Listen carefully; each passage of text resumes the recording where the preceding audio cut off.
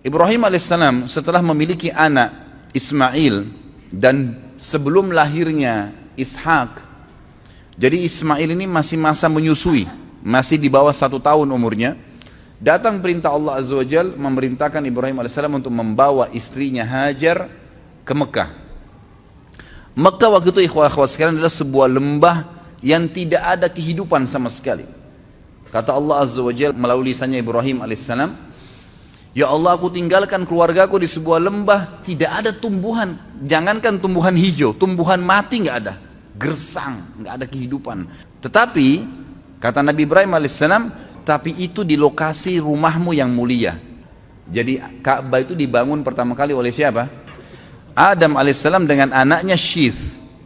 Kemudian pada saat terjadi banjir besar, kiamat kecil di zaman Nuh alaihissalam, termasuk Ka'bah hancur pada saat itu, tinggal pondasinya. Pondasi Ka'bah ini disebutkan dalam Al-Quran namanya Bakkah. Maka Allah subhanahu wa ta'ala ingin Ka'bah itu dihidupkan kembali. Diutuslah awal kisahnya dengan Ibrahim alaihissalam diperintahkan membawa istrinya Hajar dan Ismail ke lembah itu. Pada saat tiba di sana, Ibrahim alaihissalam tidak bicara apa-apa. Tiba di lembah tersebut, gersang, lalu dia bilang sama Hajar, turunlah wahai istriku, bawa Ismail bersamamu dan saya akan tinggalkan kamu di lembah ini. Hajar bingung, nggak ada instruksi, nggak ada informasi, nggak ada bekal yang cukup. Ibrahim alaihissalam tiba-tiba balikkan untanya menuju ke arah Palestina, mau pulang. Diikuti oleh Hajar, wahai Ibrahim, apakah engkau meninggalkan kami di sebuah lembah, tidak ada manusia, nggak ada pohon, nggak ada hewan, nggak ada kehidupan. Ibrahim alaihissalam cuma bisa netesin air mata, tetap jalan. Diikuti lagi, ya Ibrahim, apakah kau tinggalkan kami di lembah, tidak ada kehidupan, nggak ada manusia, nggak ada batu, nggak ada air, nggak ada pohon, nggak ada hewan. Ibrahim alaihissalam tetap jalan menangis. Yang ketiga kali Hajar bilang lagi, wahai Ibrahim, apakah kau tega membiarkan kami begini dan seterusnya. Tetap saja Ibrahim alaihissalam jalan. Maka Hajar akhirnya Allah SWT berikan ilham dalam hatinya dan bertanya begini, apakah Allah yang perintahkan kamu seperti ini? Maka Ibrahim alaihissalam tidak nyaut apa-apa, cuma nganggungin kepala. Iya, artinya ini memang diperintahkan oleh Allah. Maka jawaban Hajar dengan sangat jelas, kalau begitu tidak mungkin Allah itu membiarkan kami mati. Udah pergi aja Ibrahim, gak apa-apa.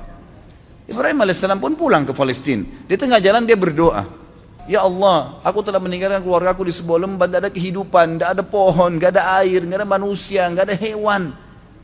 Tapi di tempat rumahmu yang mulia Allah, agar dia mendirikan sholat sebagaimana engkau telah perintahkan ya Allah. Maka tolong utuslah kepada mereka orang-orang yang bisa tinggal mendampingi mereka. Karena perintah Allah kepada Ibrahim alaihissalam, tinggalkan istrimu di sana Hajar sama Ismail, pulang ke Palestina. Nggak ada tugasmu tinggal di Mekah. Kita kembali ke Hajar alaihissalam. Hajar waktu itu merasa prihatin setelah Ibrahim alaihissalam sudah tidak kelihatan lagi di jauh padang pasir sana. Teriknya matahari di siang hari luar biasa panas. Air yang diminum tinggal sedikit. Ismail juga butuh minuman. Hajar merasa sebelum malam tiba kesempatan coba cari sesuatu di situ, ada kehidupan, ada pohon, ada manusia kah? Yang paling dekat dengan Hajar waktu itu ada 2 bukit namanya Safa dan Marwa. Hajar naik ke atas bukit Safa. Kita tahu kalau panas matahari yang sangat terik, ada fata morgana, ada kesannya kayak kelihatan air padahal sebenarnya tidak, karena pantulan dari cahaya matahari. Dia naik di Safa, dia lihat ke gunung Marwa, ada air di sana.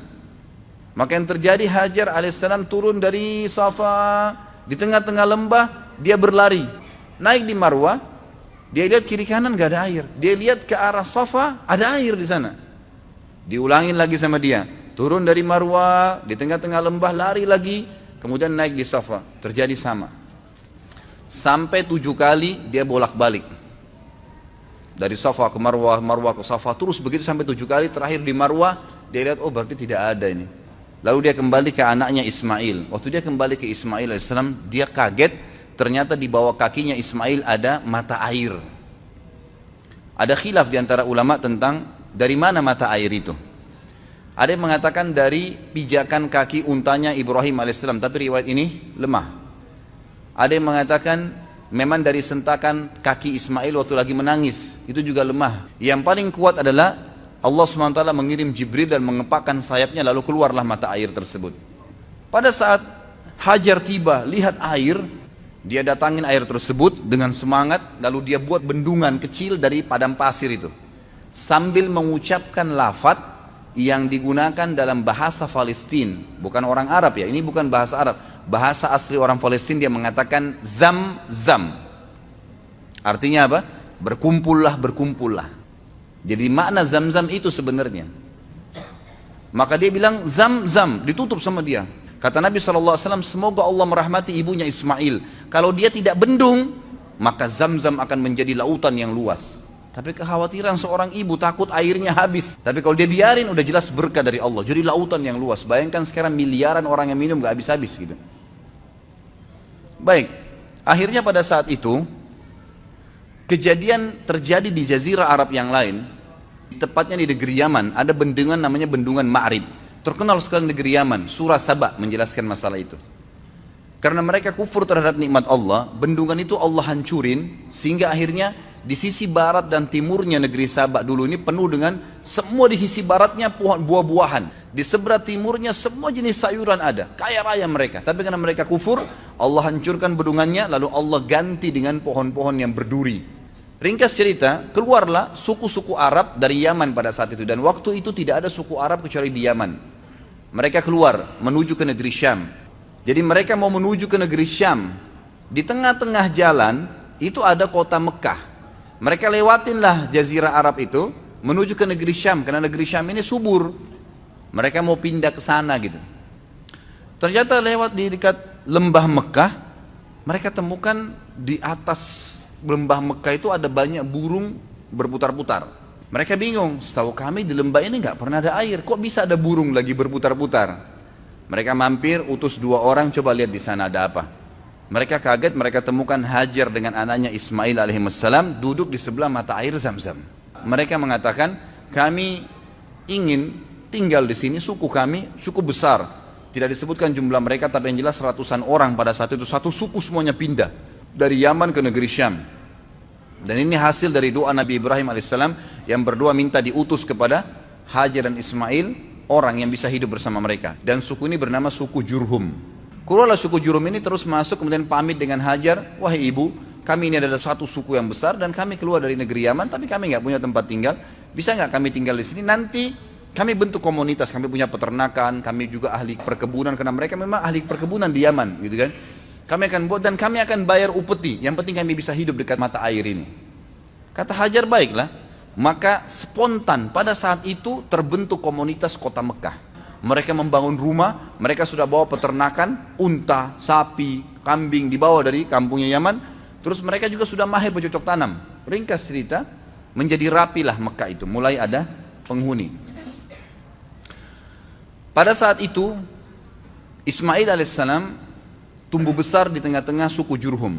Ismail alaihissalam bukan orang Arab, karena beliau dari Ibrahim alaihissalam orang asli suku Babilonia dari Irak. Ismail berbaur sampai besar dan menikah dengan anak kepala suku Jurhum.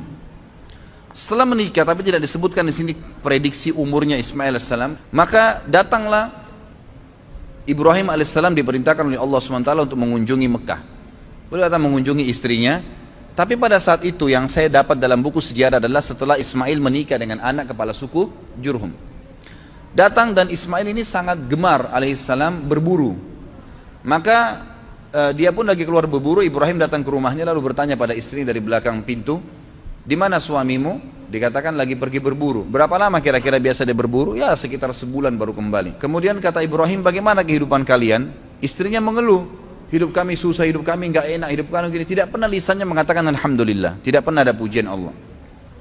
Maka kata Ibrahim, kalau suamimu kembali titip pesan bahwasanya ada seseorang yang bernama Ibrahim mencari dia dan suruh dia mengganti tiang pintu rumahnya.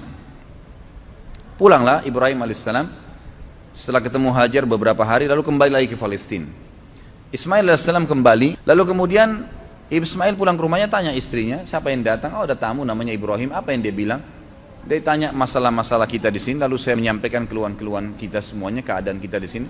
Lalu apa pesan dia? Dia katakan, gantilah tiang pintu rumahmu. Kata Ismail, itu ayah saya Ibrahim, dia seorang nabi dan dia memerintahkan saya untuk menceraikanmu, maka saya akan antar ke rumahmu. Diceraikanlah istrinya yang pertama. Beberapa bulan setelah itu datang Ibrahim alaihissalam kedua kali, ternyata Ismail lagi berburu lagi. Kemudian dia datang, ternyata Ismail sudah menikah dengan anak suku Jurhum yang lain. Lalu Ibrahim bertanya, bagaimana kabar kamu, di mana Ismail? Dia bilang, suami saya lagi berburu.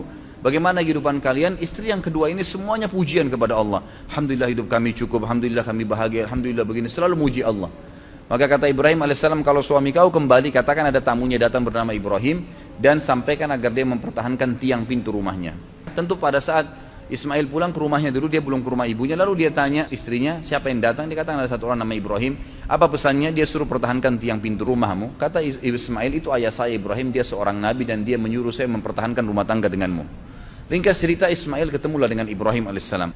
Ada perintah Allah Azza wa Jalla yang diperintahkan kepada Ibrahim alaihissalam. Baru berapa hari saja ketemu dengan anaknya Ismail, perintah yang luar biasa pada saat itu adalah disuruh Ibrahim menyembelih anaknya Ismail. Dan yang luar biasanya, perintah ini hanya datang dalam bentuk mimpi saja. Dan perlu kita tahu, para nabi-nabi kalau mimpi itu semua berita benar. Dia mimpi menyembelih anaknya. Lalu Ibrahim alaihissalam dalam surah Anbiya, dalam surah Ibrahim diceritakan, dia berkata kepada Ismail, bahwasanya saya melihat dalam mimpi saya menyembelih kamu, bagaimana pendapatmu? Maka Ismail menjawab dengan sangat santun, sangat baik. Wahai ayahku, lakukanlah apa yang sebenarnya kau diperintahkan dan kau akan dapat saya termasuk orang-orang yang sabar. Akhirnya Ibrahim dan Ismail AS sepakat, ayo dah kita jalani apa perintah Allah. Dua-duanya pergi sampai ke wilayah Mina. Pada saat itu datanglah Ismail dan Ibrahim AS di 3 titik di dekat gunung Mina yang sudah diperintahkan oleh Allah dalam mimpi untuk disembelih anaknya Ismail. Dia melihat syaitan datang mencoba mengganggunya, lalu Ibrahim AS melempari 7 kerikil kecil ke arah syaitan tersebut sambil membaca Bismillahirrahmanirrahim Allahu Akbar. Di titik 1 syaitannya pergi, di titik 2 kemudian dia datang lagi, dilempar lagi, titik 3 juga begitu. Akhirnya setelah 3 kali dilempar tidak datang lagi syaitannya. Kemudian sampai di tempat sembelihan, kata Allah Subhanahu wa taala, falamma tallahu lil jabin. Pada saat Ibrahim sudah meletakkan leher anaknya, pedangnya sudah diangkat dan sudah diayunkan, Ismail sudah pasrah, Ibrahim alaihissalam sudah pasrah, jadi tidak setengah-setengah. Dan ini kita perlu juga ambil pelajaran di sini, ikhwah akhwat sekalian. Cobaan Allah SWT itu kadang-kadang diuji iman kita sampai titik terakhir. Pada saat sudah betul-betul pasrah, diangkat pedang, dia sudah akan sembelih, ditahan pedangnya oleh Jibril alaihissalam, lalu kemudian digantikan dengan sembelihan yang agung, maksudnya seekor domba yang besar. Lalu Allah mengatakan, ya Ibrahim qad saddaqta ru'ya. Hai Ibrahim, kau sudah percaya mimpi yang telah kami kasih, maka kami akan gantikan kamu dengan sembelihan tadi. Digantilah sembelihan tersebut. Lalu kemudian Ibrahim dan Ismail AS diperintahkan oleh Allah setelah itu membangun Ka'bah. Maka Ibrahim dan Ismail pun membangun Ka'bah di pondasi yang sudah ada dibangun oleh Adam dan Syith alaihimussalam semuanya. Kemudian pada saat selesai bangun Ka'bah, kata Ibrahim AS kepada Ismail AS, coba carikan saya batu yang kuat agar bisa bangunan ini kuat pondasinya, karena memang bangunan ini tadinya didirikan dari tanah liat yang dibasahkan lalu dikeringkan lalu kemudian disusun, jadi mudah runtuh. Maka Ismail pun alaihissalam keliling di sekitar padang pasir situ mencari. Tak lama kemudian dia bawa datang Hajar Aswad. Hajar Aswad ini tadinya warna putih terang, tapi karena dosanya anak Adam jadi menjadi hitam. Diturunkanlah, kemudian Nabi Ismail AS membawa dengan bentuk warna hitam. Kata Ibrahim, dari mana kau dapatkan? Dia bilang, dari Allah turunkan kepada saya. Lalu dinaikkanlah batu tersebut, ditaruh di posisi sekarang Hajar Aswad. Setelah selesai, Allah Subhanahu wa taala menyempurnakan, berkata kepada Ibrahim melalui Jibril alaihissalam, perintahkan wahai Ibrahim seluruh manusia di muka bumi agar haji. Dalam riwayat sahih kata Ibrahim alaihissalam, sampai di mana suaraku ya Allah? Nggak bisa, suaraku nggak mampu nyampein ke seluruh pelosok muka bumi ini.